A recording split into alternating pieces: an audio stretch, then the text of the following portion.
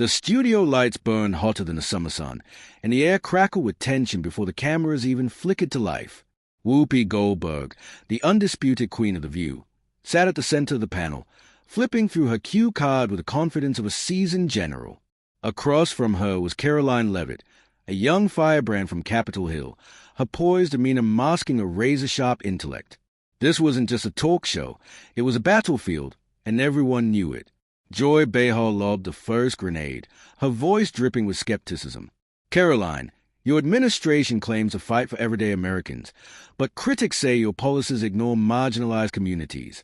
What's your response? The audience leaned in, expecting a rehearsed soundbite. Karoline didn't blink. She leaned forward, her voice steady but electric. I'd say you're misreading the intent. Fighting for everyday Americans means lifting all voices, especially those drowned out by the elitist narratives peddled on shows like this. The crowd gasped, a ripple of shock cutting through the studio. Whoopi's eyes narrowed. So, we're the elitists now, she shot back, her tone a mix of amusement and challenge. Karoline's lips curved into a faint smile. When you dismiss the concerns of parents, small business owners, and religious Americans. Yeah, that's elitism. A hush fell. Then Whoopi fired back, her voice sharp enough to cut glass. You've got a lot of opinions for someone reading off a Trump teleprompter. Tell me, do they teach that loyalty at Mega Boot Camp, or is it just instinct? The audience erupted, gasps, murmurs, a few cheers. But Karoline didn't flinch. Her response was ice-cold, surgical. Tell me, Whoopi, do they teach that smug condescension in liberal media school, or is that just a special source of daytime TV arrogance you perfected over decades? The studio froze. Cameras zoomed in, capturing every flicker of emotion. The production team exchanged frantic glances. This wasn't banter. This was a cage match in designer heels. Whoopi leaned back, arms crossed, her smirk dripping with disdain.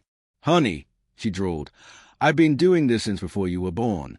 You're charming, but you're out of your league. Karoline let the insult hang, her composure unshaken. Then, with a smile that could disarm a bomb, she replied, that might fly in Hollywood, Whoopi, but in the law, in governance, in understanding the Constitution and how legislation actually works, I know exactly where I stand. Joy Behar, sensing the heat, dove in. Hold on, you're not a lawyer, Karoline. You're young, smart, sure, but come on. Karoline's eyes locked onto Joy's, her voice calm but lethal. She raised a single finger. Actually, Joy, I graduated with honor from law school, interned under 2 leading constitutional scholars, and served as legal counsel for a bipartisan congressional investigation. So, yes, I'm a lawyer. Whoopi blinked. Twice. Joy's mouth hung open. Her wait, what? Barely audible. The audience stirred, sensing blood in the water. Karoline pressed forward, her gaze now fixed on Whoopi.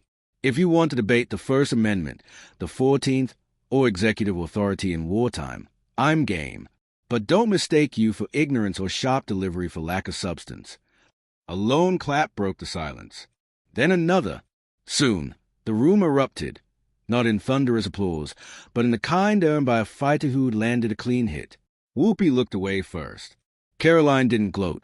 She simply folded her hands and smiled, as if she'd already won by showing up prepared. But she wasn't done. Turning to Whoopi, her voice sliced through the noise. You assumed I'm just a mouthpiece, parroting lines from men in suits. But here's the truth.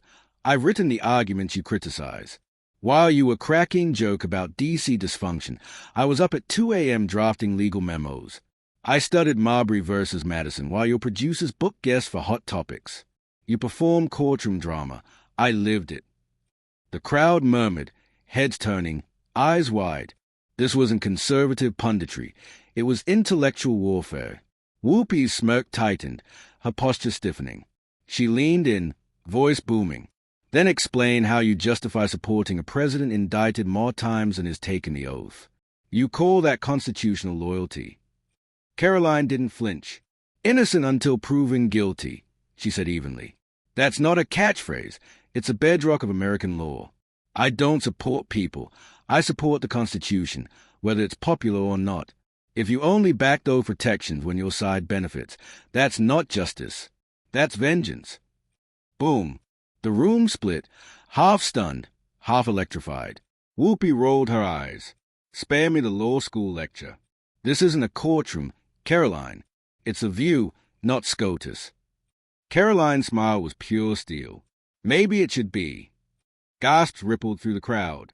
If we debated facts instead of feelings, you'd see your arguments built on outrage, not evidence, performance, not principle. The studio lights felt hotter. Joy shifted uncomfortably. Sunny Hostin stared at her notes. A producer waved a red card for commercial, but no one moved. The tension had hijacked the show. Whoopi stood, palms on the desk, voice sharp. You're 27. You act like you know more than people who've lived this fight for decades. You've barely lived at all. Karoline rose too, her voice steady but fierce. Age isn't a disqualifier. Bad arguments are. When you attack my age instead of my point, you've already lost. The room held its breath. Karoline stepped forward, her tone rising just enough to command. I came expecting a tough conversation, not a coronation of assumptions. I didn't expect insult about my age or to be dismissed as a puppet, especially not from someone claiming to champion women's voices. The energy shifted. Joy fidgeted. Sunny pursed her lips. Even Alyssa Farrah-Griffin tilted her head, unsure whether to intervene or watch history unfold. Karoline turned to the audience, her voice clear, deliberate. You deserve better than this theater. We're on national TV while Americans struggle with rent, failing schools, and rising crime. Yet here we are, watching a celebrity interrupt and belittle someone who disagrees with her. Then, the dagger. She faced Whoopi. You're not the voice of every woman. You're just the loudest in this room. Whoopi froze, her smirk gone, hands clenched. The silence was deafening. The director finally cut to commercial, but the internet was already ablaze. Within minutes, hashtags like #CarolineClapback, #WhoopiGotServed, and #LegalGenius trended worldwide. Clips of Karoline's takedown racked up millions of views on TikTok, X, and YouTube Shorts. Conservative influencers called it a masterclass. Moderates admitted she'd owned the room with elegance. Memes flooded the web, Karoline pointing at Whoopi with, "You're not the voice, just a volume." Another showed her in a courtroom, captioned "Objection, career overruled." A tweet went viral. Karoline Leavitt didn't just show up on The View. She flipped the table without touching it. Fox News replayed the segment, Tucker Carlson grinning. Whoopi met her match, and she wasn't ready. Even MSNBC admitted. The iconic image, Karoline leaning forward, finger raised, Whoopi silent, now hangs in dorm rooms and debate halls. It wasn't just a TV moment. It was a cultural reset, a masterclass in standing your ground with class, and a reminder, in the arena of ideas, preparation, and principle always win.